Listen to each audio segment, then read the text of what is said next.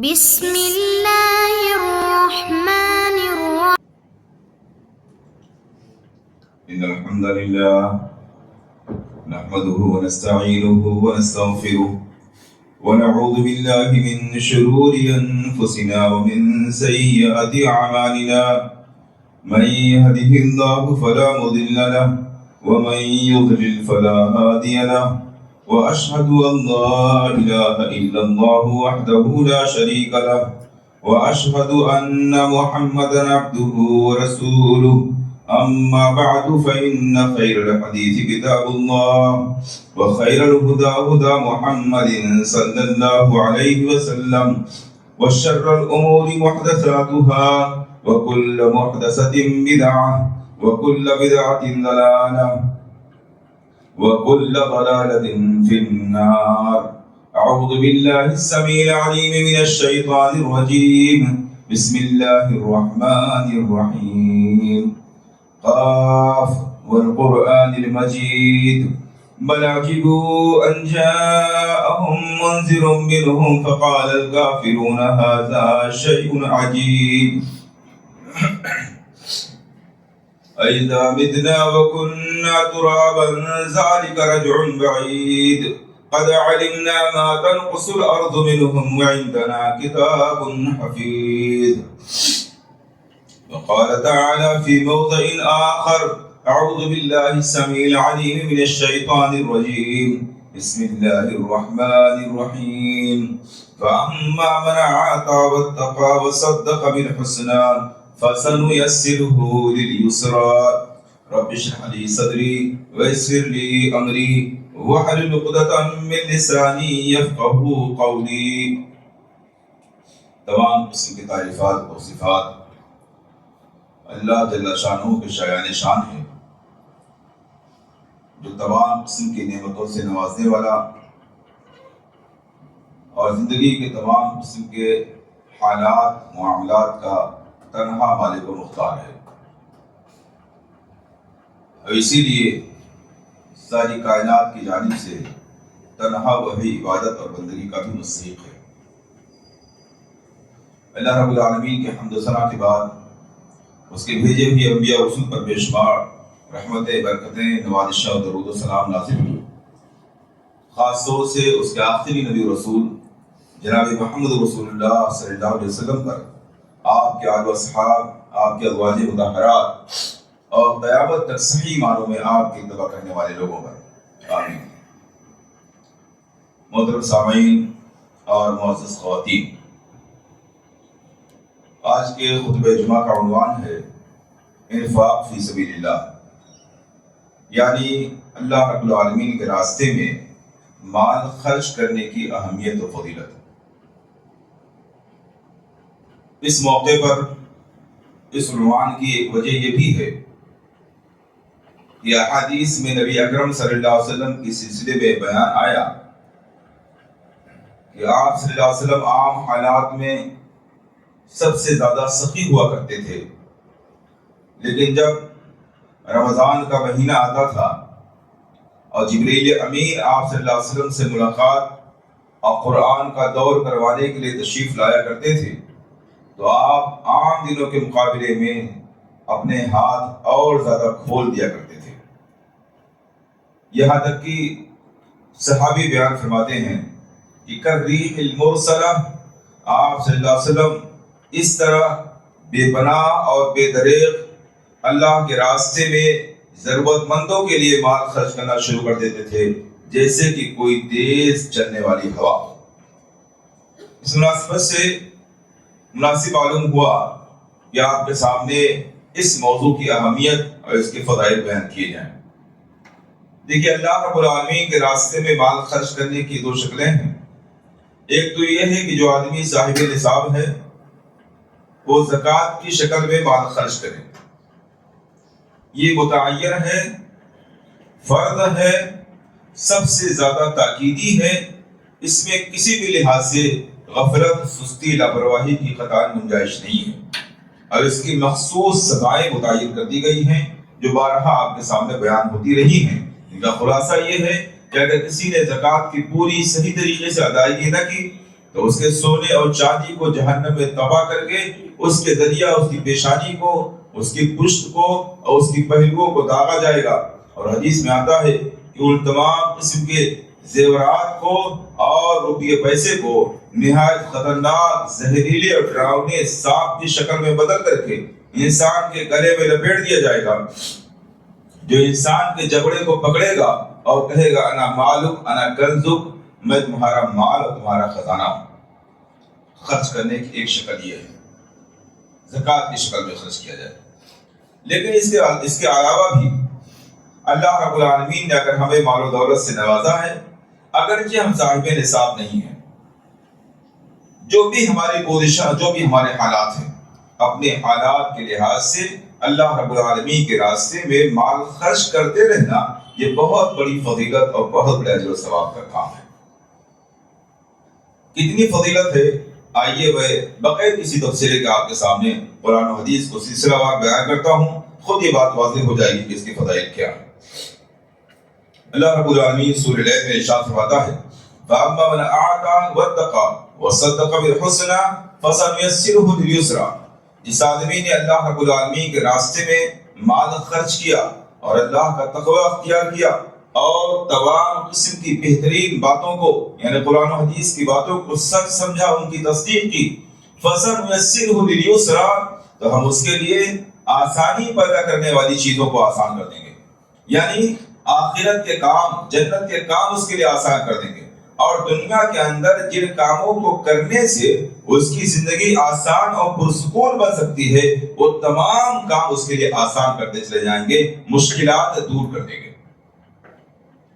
سورۃ تغابن میں اللہ رب العالمین ارشاد فرماتا ہے ان تقرضوا اللہ قرضا حسنا یضاعفہ لکم ویغفر لکم واللہ شکور حلیم۔ اگر اللہ رب العالمین کو آپ بہترین قرض دیں گے، بہترین قرض سے مراد یہ ہے کہ جیسے انسان قرض دیتا ہے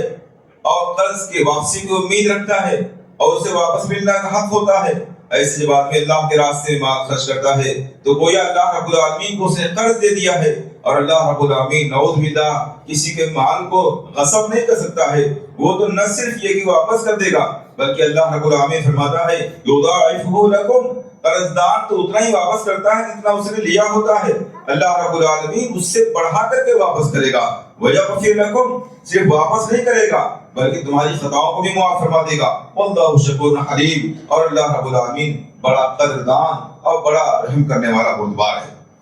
سورۃ توبہ میں اللہ رب العالمین ارشاد فرماتا ہے خُذْ مِنْ أَمْوَالِهِمْ صَدَقَةً تُطَهِّرُهُمْ وَتُزَكِّيهِمْ بِهَا وَصَلِّ عَلَيْهِمْ إِنَّ صَلَاتَكَ سَكَنٌ لَهُمْ وَاللَّهُ سَمِيعٌ عَلِيمٌ۔ اے نبی اکرم صلی اللہ علیہ وسلم اور ان کے تمام وارثین اور نائبین، آپ جب لوگوں سے صدقہ، زکوٰۃ، مال وغیرہ لیا کیجئے تو آپ اس کے ذریعہ ان کو پاک کر رہے ہوتے ہیں اور ان کے مال میں پاکیزگی پیدا کر رہے ہوتے ہیں، یعنی مال کے خرچ کرنے کے دو فائدہ ہوتا ہے، ایک تو یہ کہ انسان کا مال پاک صاف ہو جاتا ہے، اور دوسرا یہ کہ انسان کے اندر جو دنیا طلبی اور دنیا کی لالچ مائل کی شکل میں موجود ہوتی ہے، وہ ساری کی ساری چیزیں صاف ہوتی ہیں اور انسان کا دل آخرت کی طرف متوجہ ہو جاتا ہے۔ وَصَلِّ عَلَيْهِمْ، اور جب آپ لوگوں سے مال لیا کیجئے، صدقہ، خیرات، زکوٰۃ لیا کیجئے تو آپ ان کے لیے دعا بھی کیا کیجئے، یہ دعا ان کو سکون اور اطمینان پہنچانے والا ہے۔ اسی طرح اللہ کے رسول صلی اللہ علیہ وسلم ارشاد فرماتے ہیں عن عقبۃ بن عامر رضی اللہ تعالی عنہ قال قال رسول اللہ صلی اللہ علیہ وسلم ان الصدقۃ لتطفئ عن حر القبور، صدقہ دینے والے شخص سے قبر کی شدت اور گرمی کو کم کر دیا کرتا ہے۔ مال خرچ کرنے کا فائدہ یہ ہے کہ قبر کی شدت اور گرمی کم ہو جایا کرتی ہے۔ وَإِنَّمَا يَسْتَظِلُ يَوْمَ الْقِيَامَةِ فِي ظِلِّ صَدَقَتِهِ، اور صدقہ دینے والا آدمی قیامت کے دن اپنے صدقے کے سائے میں ہوگا، یعنی جس وقت آسمان سورج بالکل قریب ہوگا،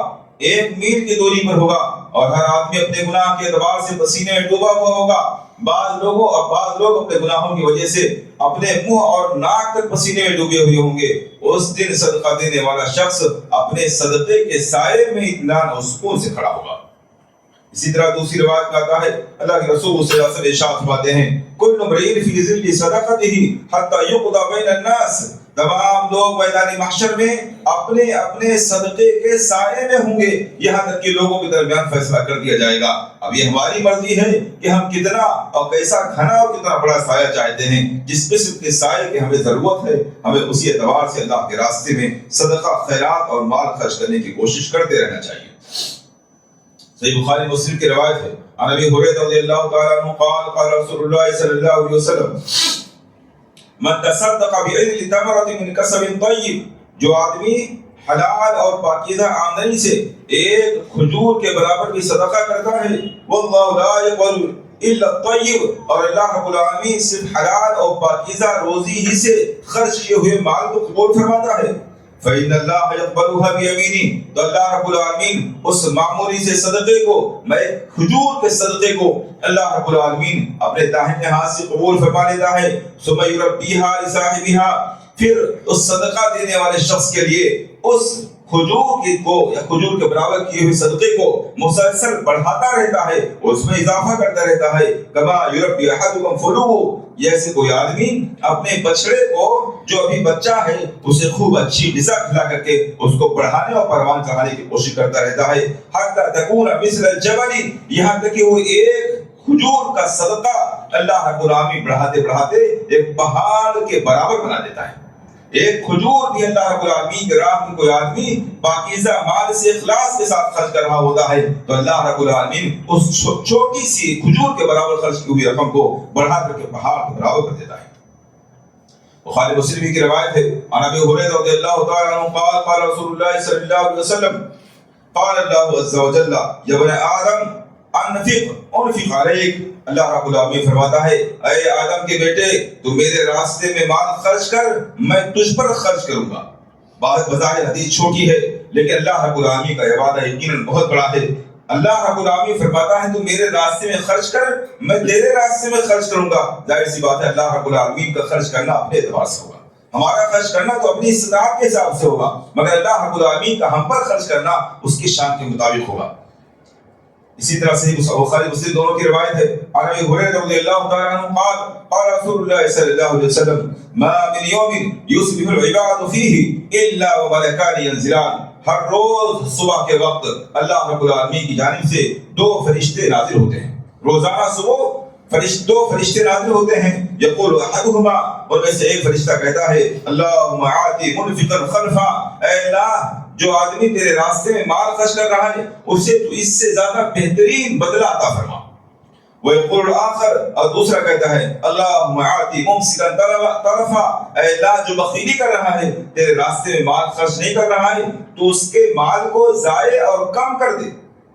ہم اور آپ جانتے ہیں کہ فرشتے اللہ کے حکم سے کوئی کام کرتے ہیں، اللہ کے حکم سے فرشتہ نازل ہوتا ہے، اللہ کے حکم سے دعائیں کرتا ہے، اس دعا کی قبولیت میں کیا شبہ ہے؟ اور اہمیت یہ کہ ہر روز یہ کام ہوتا ہے، ہر روز دو فرشتے نازل ہوتے ہیں اور دعا کرتے ہیں کہ اللہ جو تیرے راستے میں مال خرچ کر رہا ہے تو اس کو اس سے زیادہ بہتر عطا فرما، اور جو آدمی بخیلی سے کام کر رہا ہے، مال سیو کر کے بیان کر کے رکھے ہوئے ہے، ضرورت ہے،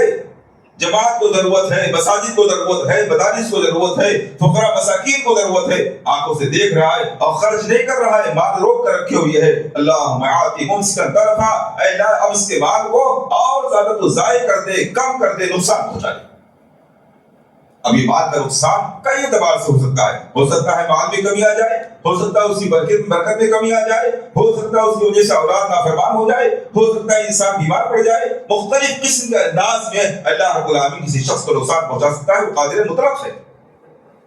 سورہ بقرہ میں اللہ رب العالمین ارشاد فرماتا ہے مثل الذین ينفقون اموالهم في سبيل الله كمثل حبة انبتت سبع سنابل في كل سنبلة 100 حبة والله يضاعف لمن يشاء والله واسع علیم۔ وہ لوگ جو اللہ کے راستے میں اپنا مال خرچ کرتے ہیں ان کی مثال اس دانے کی سی ہے جو زمین میں ڈالا گیا اور اس سے 7 بالیاں نکل کر کے آئیں اور ہر بالی میں 100 دانے ہیں، یعنی ایک دانہ انسان ڈالتا ہے اس سے ایک پودا نکلتا ہے اس میں 7 بالیاں ہوتی ہیں، ہر بالی میں 100 دانے ہوتے ہیں، یعنی وہ ایک دانے کے بدلے میں 700 دانے پا رہا ہوتا ہے۔ ایسے ہی جو آدمی اللہ کے راستے میں مال خرچ کرتا ہے اللہ رب العالمین اس کو 700 گنا مال عطا فرماتا ہے۔ واللہ یضاعف لمن یشاء، اور جس کے لیے اللہ رب العالمین چاہتا ہے اس کے اخلاص کی بنیاد پر اور بھی کئی گنا بڑھا دیتا ہے۔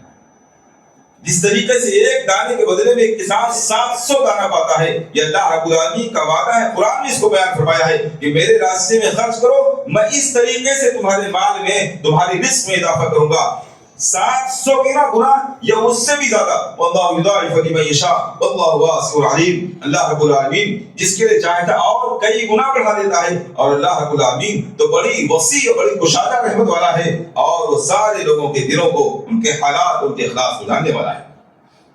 اللہ رب العالمین مال خرچ کرنے والوں کو کس طریقے سے اپنے نعمتوں سے نوازتا ہے، اب کس طریقے سے غائبانہ طریقے سے ان کی ضروریات کی تکمیل فرماتا ہے۔ آئیے صحیح مسلم کے ایک روایت کے حوالے سے دیکھتے ہیں۔ اللہ کے رسول صلی اللہ علیہ وسلم ارشاد فرماتے ہیں کہ تم سے پچھلی امتوں کا واقعہ ہے، تم سے پچھلی امت کا واقعہ ہے کہ ایک آدمی یوں ہی راستے میں چلا جا رہا تھا اور اس نے دیکھا کہ آسمان پہ کہیں بادل نہیں ہے، آسمان بالکل صاف ستھرا ہے، کہ اچانک آسمان پہ بادل کا ٹکڑا دکھائی پڑتا ہے اور اس بادل کے ٹکڑے سے آواز آتی ہے، اس کی حدیقت فلان، اے بادل تو جا کر کے فلاں کے باغ کو سیراب کر۔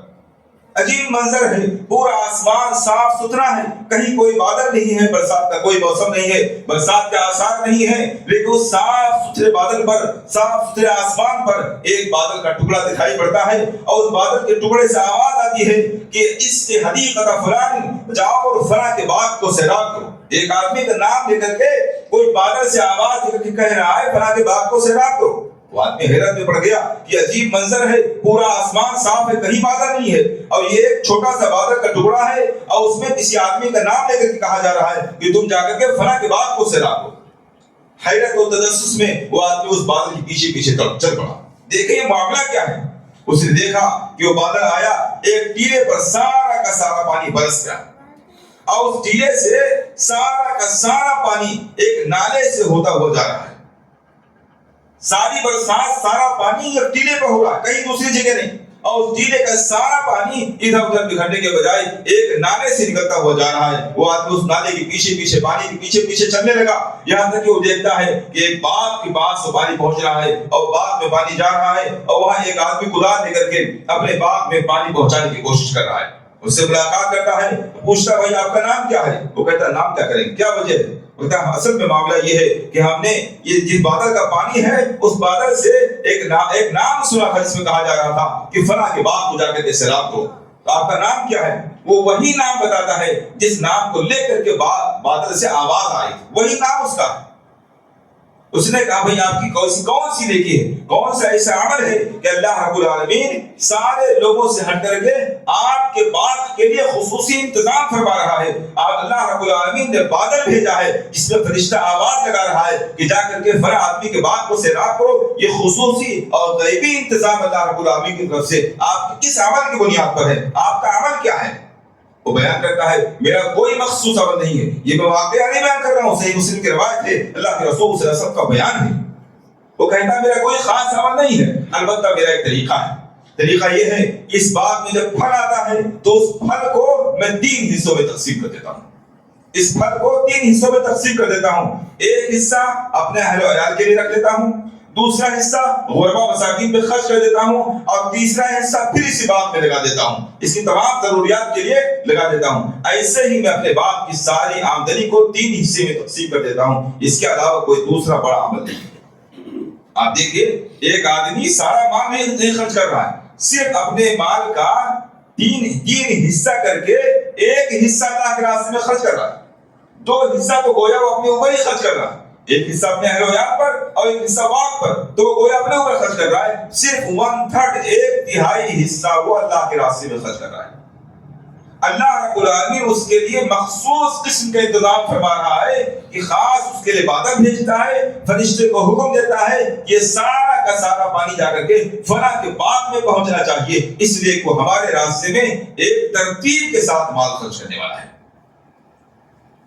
اس واقعے سے ہمیں سبق ملتا ہے کہ ہمیں اپنی آمدنی کا ایک متعین حصہ اللہ رب العالمین کے راستے میں خرچ کرنا چاہیے۔ میں نے شروع میں ذکر کیا کہ ایک تو وہ متعین حصہ ہے جسے اللہ رب العالمین نے خود متعین فرما دیا ہے، ہم صاحب نصاب میں 2.5% ہم کو زکات کی ادائیگی کرنی ہے، اللہ رب العالمین نے متعین کر دیا ہے۔ اس کے علاوہ بھی ہمیں اپنی آمدنی کا ایک خاص حصہ اپنی ضروریات کے لحاظ سے اپنی ضروریات کے لحاظ سے فیملی کیسی ہے، ضروریات کیسی ہے، اپنی ضروریات کے لحاظ سے خاص حصہ جو بھی 2 4 6 10% جو بھی انسان کر سکتا ہے، لیکن یہ خاص % اللہ کے راستے میں خرچ کرنے کے لیے متعین کر دینا چاہیے۔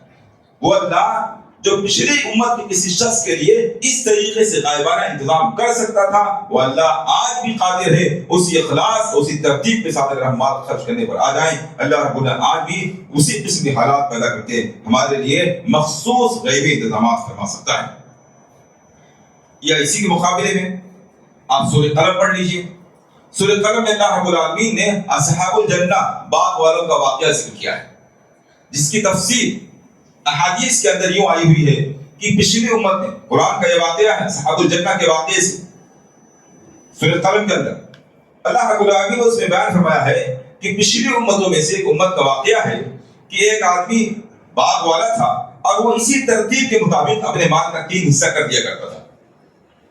اس کے انتقال کے بعد اس کے بچوں نے سوچا کہ اس طریقے سے ہماری آمدنی کا پورا 1/3 حصہ غربا مساکین میں چلا جاتا ہے۔ ہمارا باپ بڑا بیوقوف تھا، جو عقل مندی کی بات نہیں ہے کہ محنت مشقت کرے اور اپنی آمدنی کا آدھا حصہ غیروں میں تقسیم کر دے، اس لیے اب ہم لوگ ایسا نہیں کریں گے۔ باپ کے انتقال کے بعد بیٹوں کی نیت میں خرابی پیدا ہو گئی، انہوں نے کہا ہم ایسا نہیں کریں گے، اور انہوں نے ایسا نہ کرنے کے لیے غربا مساکین آ نہ جائیں اپنی عادت کے مطابق، باغ کٹ رہا ہے، پھل توڑے جا رہے ہیں تو لوگ پہنچ نہ جائیں، اس لیے ان تمام بھائیوں نے پلاننگ کی کہ رات کو چلیں گے۔ وہ اور پوری پلاننگ کی، دیکھو آہستہ آہستہ بات کرتے ہوئے نکلنا، تیز آواز سے بات مت کرنا، کہیں غربا مساکین کے کانوں تک آواز پہنچ نہ جائے، وہ آ نہ جائے۔ رات کو بالکل نکلے ہو کہ رات ہی کو چل کر کے اجالا ہونے سے پہلے تمام قسم کے پھل توڑ کر کے لے آئیں گے، نہ کوئی غریب مسکین وہاں پہنچے گا نہ کسی کو دینا پڑے گا۔ اللہ رب العالمین نے سورۃ قلم میں بیان فرمایا جب وہ پہنچے وہاں فطاف علیہا طائف من ربک، تو انہوں نے کیا دیکھا کہ اللہ رب العالمین کی طرف سے ایک چکر لگانے والے نے چکر لگا دیا ہے، یعنی فرشتہ اس سے گزر چکا ہے، اور گزرنے کا نتیجہ کیا ہوا؟ کسریم، اب وہ سارا کا سارا باغ ایسے ہے جیسے کوئی پھل توڑ کے لے گیا، سارا باغ پھلوں سے خالی ہے۔ اللہ رب العالمین نے ان کی بدنیتی کا، اللہ کے راستے میں خرچ کرنے سے رکنے کا یہ نقد انعام دیا کہ جب وہ باغ میں پہنچے تو سارا کا سارا پھل ان کے باغ سے غائب ہے۔ اللہ رب العالمین نے اس واقعے کو اور رسول اللہ صلی اللہ علیہ وسلم نے حدیث کا پچھلے واقعے کو بیان کر کے ہمیں اور آپ کو اس بات کی طرف متوجہ کی ہے کہ اگر ہم اللہ کے راستے میں خرچ کریں، اللہ رب العالمین ہمارے لیے غیبی امداد فرما سکتا ہے۔ اور اگر ہم بخالت پر آمادہ ہو جائیں، اللہ کی دی ہوئی رزق کے بارے میں یہ تصور کرنے لگے کہ ہماری صلاحیت اور ہماری محنتوں کا ثمرہ ہے، اسے کیوں اللہ کے راستے میں خرچ کیا جائے، تو جو اللہ آج ہم کو دے رہا ہے کل اسے روکنے اور چھینے پر بھی قادر ہے۔ جامع ترمذی کی روایت ہے انا عائشہ رضی اللہ تعالی عنہا انہم ذبحوا شاۃ فقال نبی صلی اللہ علیہ وسلم ما بقي منها۔ عائشہ رضی اللہ تعالی عنہ کہتی ہیں کہ ایک مرتبہ اللہ کے رسول صلی اللہ علیہ وسلم کے گھر والوں نے ایک بکری ذبح فرمائی۔ اللہ کے رسول صلی اللہ علیہ وسلم تشریف لائے تو آپ نے پوچھا اس بکری میں سے کتنا بچا ہے، گوشت کچھ بچا ہے؟ ما بقي منها، سے کیا بچا؟ قالت ما بقي منها الا كتفها۔ عائشہ رضی اللہ تعالی عنہ کہتی ہیں اس کا صرف شانہ بچا ہے، بکری کا صرف شانہ، صرف 10 بچا ہے، باقی سب اللہ کے راستے میں خرچ کیا جا چکا ہے۔ قال بقي كلها غير كتفها، آپ فرماتے ہیں سب باقی ہے، سب باقی ہے سوا اس کے شانے اور کندھے کے۔ یہ تصور دیا اللہ کے رسول صلی اللہ علیہ وسلم نے، جو ہم نے خرچ کر دیا، جس کو ہم کہتے ہیں خرچ ہو گیا، حقیقت میں وہی باقی ہے۔ جو ہمارے پاس ہے، جو ہم کھا رہے ہیں، جس کو ہم اپنا سمجھ رہے ہیں، جس کو باقی سمجھ رہے ہیں، حقیقت میں وہ باقی نہیں ہے، وہ تو سب کھا پی کر کے ختم ہو جانے والا ہے۔ آپ نے کیا فرمایا؟ جو تم کہہ رہی ہو کہ باقی ہے نا، جو شانہ اور کندھا باقی ہے وہی صرف خرچ ہوا ہے، باقی جو کچھ خرچ ہو چکا ہے حقیقت میں وہ باقی ہے۔ تو رسول اللہ صلی اللہ علیہ وسلم پیغام دینا چاہتے ہیں کہ انسان جو کچھ خرچ کرتا ہے اسے خرچ نہ سمجھے، حقیقت میں وہ اللہ رب العالمین کے لیے، اللہ رب العالمین کے سامنے اس کی بارگاہ میں آخرت کے لیے اسٹور کر رہا ہے، قرض حسنہ کے طور پر اس کو آگے بھیج رہا ہے۔ صحابہ کرام نے ان تمام قسم کے واقعات اور اللہ کے راستے میں مال خرچ کرنے کو کتنی سنجیدگی اور کتنی اہمیت کے ساتھ لیا تھا، اس کا بھی ایک واقعہ سنتے چلتے ہیں۔ 4 پارے میں شروع میں اللہ رب العالمین فرماتا ہے لن تنالوا البر حتى تنفقوا مما تحبون، ایک آیت نازل ہوتی ہے تم حقیقی نیکی نہیں پا سکتے ہو یہاں تک کہ اپنے مال میں سے وہ خرچ کرو جو تمہاری نظروں میں محبوب ہے، پسندیدہ ہے۔ ایک آیت نازل ہوتی ہے الحمدللہ ہمارے اور آپ کے سامنے تو مسلسل آیات اور حدیثیں بیان ہو رہی ہیں. ایک آیت نازل ہوتی ہے قرآن کریم کی, اللہ رب العالمین فرماتا ہے حقیقی نیکی نہیں پا سکتے ہو, نیکی کی بلندی تک نہیں پہنچ سکتے ہو یہاں تک کہ اپنے مال میں سے محبوب اور پسندیدہ مال خرچ کرو. بس اتنا سننا تھا. یہ آیت کانوں سے ٹکراتی ہے. حضرت ابو طلحہ رضی اللہ تعالیٰ عنہ اللہ کے رسول صلی اللہ علیہ وسلم کے پاس تشریف لاتے ہیں اور کہتے ہیں اللہ کے رسول صلی اللہ علیہ وسلم آپ کو معلوم ہے کہ میرے تمام قسم کے باغات میں سے میری نظروں میں سب سے زیادہ محبوب بیرحا نام کا باغ ہے. ایک باغ کا نام تھا بیرحا, مسجد نبوی کے سامنے تھا, اس میں کنواں تھا, ٹھنڈا پانی بھی تھا, میٹھا پانی تھا, اور اس میں کھجور کے باغات لگے ہوئے تھے, درخت لگے ہوئے تھے. اللہ کے رسول صلی اللہ علیہ وسلم اس میں تشریف لے جایا کرتے تھے, آپ اس کا پھل کھایا کرتے تھے, پانی پیا کرتے تھے. ابو طلحہ رضی اللہ عنہ کہتے ہیں کہ آپ کو معلوم ہے کہ میرے تمام باغات میں سے سب سے زیادہ محبوب یہ باغ ہے جس کو بیرحا کہا جاتا ہے. اور اس آیت کریمہ کی روشنی میں چونکہ اللہ رب العالمین فرماتا ہے کہ حقیقی نیکی کے لیے اپنا محبوب مال خرچ کرنا پڑے گا, اس لیے میں اپنے اس محبوب مال کو اللہ کے راستے میں خرچ کر رہا ہوں. یہ 100 200 1000 2000 کی بات نہیں تھی, پورا باغ تھا, ہزاروں کے اعتبار سے اس میں درخت تھے, اور عرب کے اندر کسی باغ میں کنویں کا ہونا, پانی کا انتظام ہونا یہ اپنے آپ میں بہت اہمیت رکھنے والی چیز تھی. لیکن ان تمام چیزوں کے باوجود آخرت کے تصورات اس قدر زندہ تھے اور اللہ رب العالمین کی رضا اور نیکی کے لیے اس قدر صحابہ کرام تڑپ رکھتے تھے کہ ایک آیت کریمہ سننے کے بعد میں وہ فوراً اپنے سب سے قیمتی مال اور سب سے قیمتی باغ کو اللہ کے راستے میں خرچ کر دیتے ہیں. اس طریقے سے صحابہ کرام نے حدیث کو, قرآن کو سمجھا تھا. نتیجہ یہ تھا کہ آج اس مال کے پیچھے ہم اور آپ دوڑ رہے ہیں, وہ مال ناک رگڑ کر کے صحابہ کرام کے پاس آیا. آپ صحابہ کرام کی سیرت دیکھیے, یقیناً شروع کے ادوار میں بڑی مشکلات کا سامنا ہوا, لیکن جب مال آنے کے بعد میں انہوں نے اپنی جان, مال اور اولاد کے ذریعہ اسلام کی مدد کی تو اللہ رب العالمین نے اس طریقے سے ان کو مالدار کر دیا کہ صحابہ کرام میں سے بعض ایسے لوگ بھی ہیں کہ ان کو یہ نہیں معلوم تھا کہ میرے پاس مال کتنا ہے, یہ معلوم نہیں تھا کتنا ہے. اللہ رب العالمین قرآن کریم میں فرماتا ہے وَسَارِعُوا إِلَىٰ مَغْفِرَةٍ مِّن رَّبِّكُمْ وَجَنَّةٍ أَرْضُهَا السَّمَاوَاتُ وَالْأَرْضُ أُعِدَّتْ لِلْمُتَّقِينَ الَّذِينَ يُنفِقُونَ فِي السَّرَّاءِ وَالضَّرَّاءِ وَالْكَاظِمِينَ الْغَيْظَ وَالْعَافِينَ عَنِ النَّاسِ وَاللَّهُ يُحِبُّ الْمُحْسِنِينَ. اور لب کو آگے بڑھو, تیزی کرو اپنے رب کی مغفرت کو پانے کے لیے اور اس جنت کو حاصل کرنے کے لیے جس جنت کی چوڑائی آسمانوں اور زمینوں کے برابر ہے, جو متقین کے لیے تیار کی گئی ہے. کون متقین؟ الذین ينفقون اموالهم, الذین ينفقون جو اپنے مال کو خرچ کرتے ہیں, فی السراء والضراء خوشحالی میں بھی تنگی میں بھی. عام طور سے ہمارے اندر یہ ہوتا ہے کہ جب مالداری ہے, خوشحالی ہے, تب تو ہم اپنے اعتبار سے کچھ نہ کچھ خرچ کر رہے ہوتے ہیں, لیکن ذرا سی تنگی پیدا ہو جائے, ذرا سے حالات ٹائٹ ہو جائیں, فوراً ہم حالات کا روڑا روڑا شروع کر دیتے ہیں. اللہ رب العالمین متقین کی صفت بیان کرتے ہوئے فرماتا ہے متقی وہ لوگ ہیں الذین ينفقون فی السراء والضراء, وہ لوگ جو خوشحالی میں, مالداری میں اور تنگدستی میں بھی اللہ رب العالمین کے راستے میں خرچ کرتے ہیں. تمام قسم کے حالات میں اپنے ہاتھ کو بند نہیں کرتے ہیں, اپنی استطاعت اور طاقت کے مطابق اللہ کے راستے میں خرچ کرتے رہتے ہیں. والکاظمین الغیظ, اور غصے کو گھوٹ لینے والے ہیں, والعافین عن الناس, اور لوگوں کو معاف کرنے والے ہیں, واللہ یحب المحسنین, اور اللہ رب العالمین ایسے بہترین عمل کرنے والے لوگوں سے محبت فرماتا ہے. کس طریقے سے ہر شخص کو مال خرچ کرنے کی تاکید ہے. آپ جانتے ہیں حضرت بلال رضی اللہ تعالیٰ عنہ ایک حبشی غلام ہے, کوئی بہت بڑی تجارت و بزنس نہیں ہے, وہ غلام ہے. غلام آدمی کے پاس کیا ہو سکتا ہے؟ اور پھر اصحاب صفہ میں سے ہیں, کوئی بزنس, کوئی گھر مکان کچھ نہیں بنا رکھا ہے, بلکہ آپ صلی اللہ علیہ وسلم کے ساتھ آپ کی خدمت میں, آپ کی دین کو سیکھنے کے لیے دن رات لگے ہوئے ہیں. غربت کا عالم ہے, غلام آدمی ہیں, لیکن اس کے باوجود اللہ کے رسول صلی اللہ علیہ وسلم حضرت بلال کو مخاطب کرتے کہتے ہیں انفق بلال ولا تخشى من ذی العرش اقلالا, اے بلال تم بھی مال خرچ کرو, اے بلال تم بھی مال خرچ کرو, اور عرش والے سے مال کے کم ہو جانے کا خطرہ محسوس نہ کرو. اللہ کے راستے میں مال خرچ کرو, جس کے راستے میں مال خرچ کر رہے ہو وہ عرش والا تمہارے مال کو کم نہیں ہونے دینا.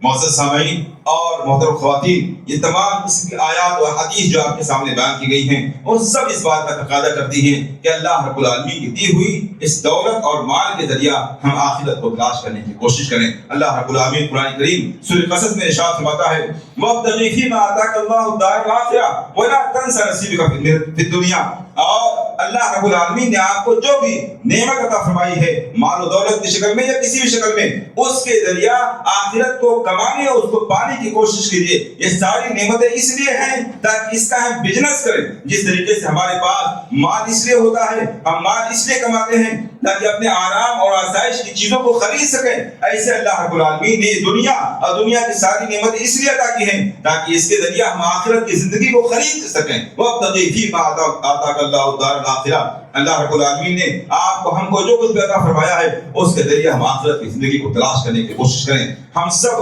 ایک عزم رکھیں، ایک ارادہ بنائیں کہ اللہ رب العالمین نے جو کچھ بھی ہمارے لیے آمدنی کا ذریعہ بنایا ہے ہر مہینے آخر میں کیلکولیشن کریں گے اور اس کا اتنا فیصد ہم اللہ کے راستے میں نکال دیں گے۔ اللہ رب العالمین قرآن کریم میں اہل ایمان کی صفت بیان کرتے ہوئے فرماتا ہے وَفِي أَمْوَالِهِمْ حَقٌّ مَعْلُومٌ لِلسَّائِلِ وَالْمَحْرُومِ، اہل ایمان کے مال میں ایک متعین حق ہوتا ہے، فکس حق ہوتا ہے، سائل کے لیے، مانگنے والے کے لیے اور ضرورت مندوں کے لیے۔ اس لیے عام حالات میں جو کچھ ہم دے رہے ہیں وہ اپنی جگہ وہ کم زیادہ دونوں ہو سکتا ہے، لیکن اسلامی طریقہ یہ ہے کہ ہم اپنی آمدنی کا ایک خاص حصہ، 1%، 1% جو بھی ممکن ہو سکتا ہے، 2، 4، 10 جو بھی متعین کریں کہ جتنے بھی آمدنی ہوگی کم یا زیادہ ہر مہینے اپنی آمدنی کا کیلکولیشن کرنے کے بعد میں اس میں سے اتنا فیصد اللہ کے راستے میں خرچ کریں گے۔ میں یہاں ایک بات اور عرض کرتا چلوں کہ مال کو خرچ کرنے کی مختلف شکلیں ہیں۔ کسی کے لباس کا انتظام کر دینا، کسی کے کھانے پینے کا انتظام کر دینا، اور کسی کے شادی بیاہ کا انتظام کر دینا، کسی کی تعلیم کا انتظام کر دینا، کسی بیمار کی صحت کا انتظام کر دینا، یہ سب مختلف شکلیں ہیں۔ لیکن عقل مند وہ ہے جو بزنس کرنے میں زیادہ نفع کا نظریہ رکھتا ہے۔ یہ دین بزنس ہے، جو کچھ ہم کر رہے ہیں اس کا بدلہ ہم کو ملنے والا ہے۔ یہ تجارت ہے، تجارت میں جسے بزنس مین چاہتا ہے کہ ہم ایسی جگہ انویسٹ کریں جہاں زیادہ سے زیادہ اور کنٹینیو فائدہ ہوتا رہے۔ عقل مند بزنس مین وہ ہے۔ ایسے ہی یہ بھی بزنس ہے، اس میں ہم اللہ کے راستے میں مال خرچ کرنے میں ایسے مقامات کو ڈھونڈیں اور تلاشیں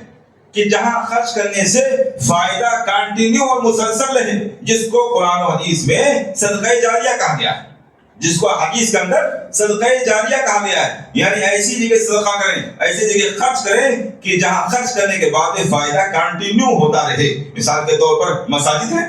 آپ نے مسجد کی تعمیر میں خرچ کیا، مسجد کی تزئین میں خرچ کیا ہے، مسجد کی دوسرے کاموں میں خرچ کیا ہے، جب تک انشاءاللہ یہ کام جاری رہے گا، جب تک یہ مساجد باقی رہیں گی، مسلسل آپ کے نام اعمال میں ہمارے نام اعمال کو درج ہوتا رہے گا۔ ہم دنیا میں رہیں نہ رہیں، اعمال کا سلسلہ منقطع ہے، لیکن ثواب و اجر کا سلسلہ آپ تک جاری ہے۔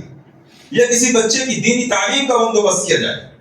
یا اسی طریقے سے مدارس میں جہاں دینی تعلیم کا انتظام ہوتا ہے وہاں خرچ کیا جائے، یا کہیں بھی ایسی جگہ خرچ کیا جائے کہ جس کا فائدہ کنٹینیو اور جاری رہے، تو جب تک وہ فائدہ رہے گا تب تک انشاءاللہ عزیز وہ اجر و ثواب ہمارے نام اعمال میں مسلسل درج ہوتا رہے گا۔ اس لیے اللہ کے راستے میں خرچ کرنے کا ذوق اور شوق پیدا کریں، اللہ کے دیے ہوئے مال کے ذریعہ آخرت کو حاصل کرنے کی کوشش کریں، اور اللہ کے دیے ہوئے مال کو بہتر انداز میں صدقہ جاریہ کے طور پر خرچ کرنے کے لیے کوشش کریں، اس کے لیے اعمال کو تلاش کریں، لوگوں کو ڈھونڈیں اور تلاش کریں۔ یہ ہماری بزنس ہے، ہمیں اس کے لیے آگے بڑھنا چاہیے، نہ کہ دوسرے لوگوں کا انتظار کرنا چاہیے۔ اللہ رب العالمین سے دعا ہے کہ ہمیں زیادہ سے زیادہ مال عطا کرے، اور جس قدر مال عطا کرے اس سے زیادہ بڑا ہمیں دل عطا فرمائے، تاکہ ہم اللہ کے راستے میں اخلاص کے ساتھ اللہ کی دی ہوئی دولت کو خوب خرچ کر سکیں۔ اور اللہ رب العالمین سے دعا ہے کہ ہمارے تمام قسم کے چھوٹے بڑے اعمال جو رمضان مبارک میں یا اس کے علاوہ دوسرے مہینوں میں ہم نے کیے ہیں، الہ العالمین تو اپنے فضل و کرم سے ہمارے تمام قسم کے ٹوٹے پھوٹے اعمال کو قبول فرما،